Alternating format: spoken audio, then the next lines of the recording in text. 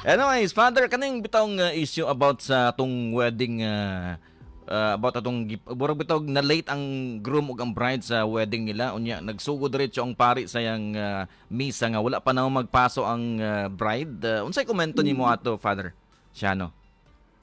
Ako tumingon jud ko nga kon nabuhat to sa pari out of kana ganing anger, maluoy jud ko sa pari nga nagpadala sa iyang anger.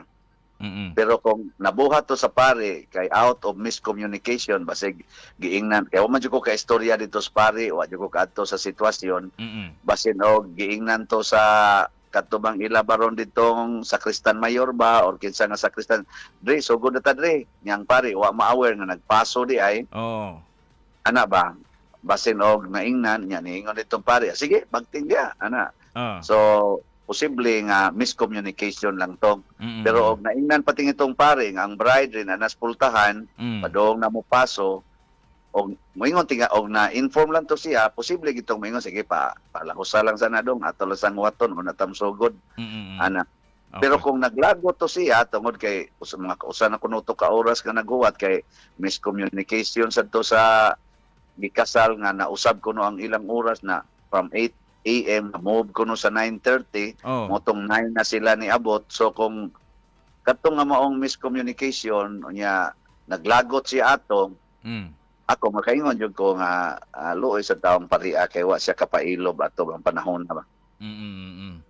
Motong So, grabe ang nahimo tong gyapong trending gyapon, Father Siano. okay.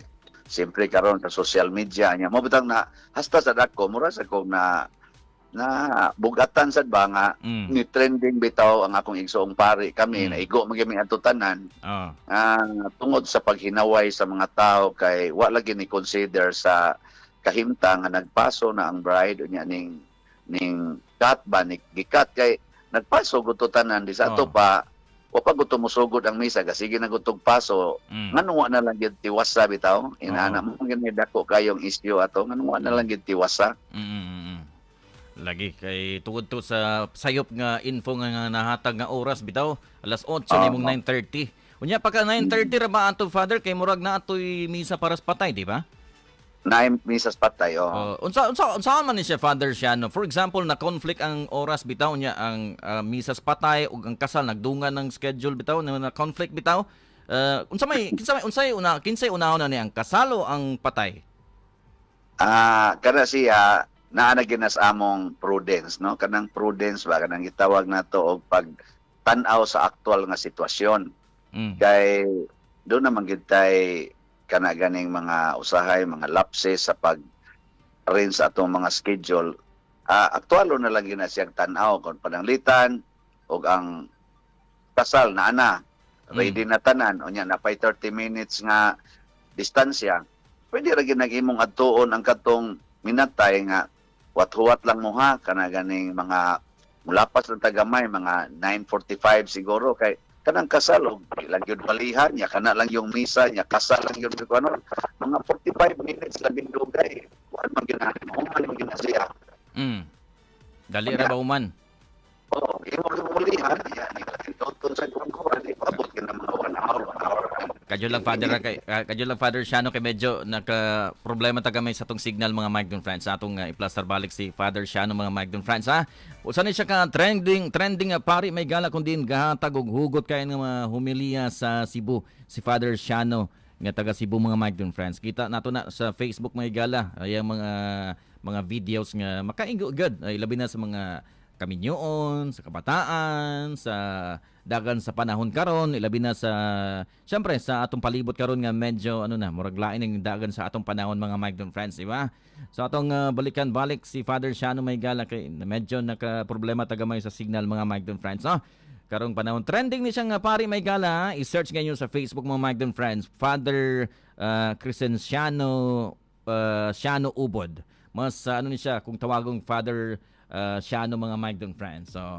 So i-type niyo sa social media kay mo nang ginaingon nga nagtrending siya tungod sa iyang mga patsada nga mga mensahe para sa tanan, mga Magdon friends, sa iyang pagbisa dito sa Cebu, mga Magdon friends, ha. Okay, medyo nawa matong balik-balikan may gala ang atong si Father, mga Magdon friends, karong panahon na. Okay, so live ta karon sa Facebook sa atong Magnum Live. Oo, sa atong Magnum Live mga Magnum friends, pwede mo mulantaw karon panahon na kay aron para makita og madunggan ta karong po na mga Magnum friends sa atong programa. Ang Magnum Music Jam. Aba, upay-upay atong mga Magnum friends nga naglantaw karon na. Salamat kaayo sa iyong paglantaw karong po na. Alright, balik na may galan sa Magnum Music Jam din lamang sa Magnum Radio. Atong balikan si Father Crescenciano Ubod may gala. Pasensya kayo Father Ciano, medyo naka-problema tagamay sa atong signal. Okay lang. Okay ra. Balik ta Father atong istoryahan nimo tong mga hintungdan sa patay nga magulat-ulat gamay kay napakay kaslod kadyot kung magka-conflict ang schedule.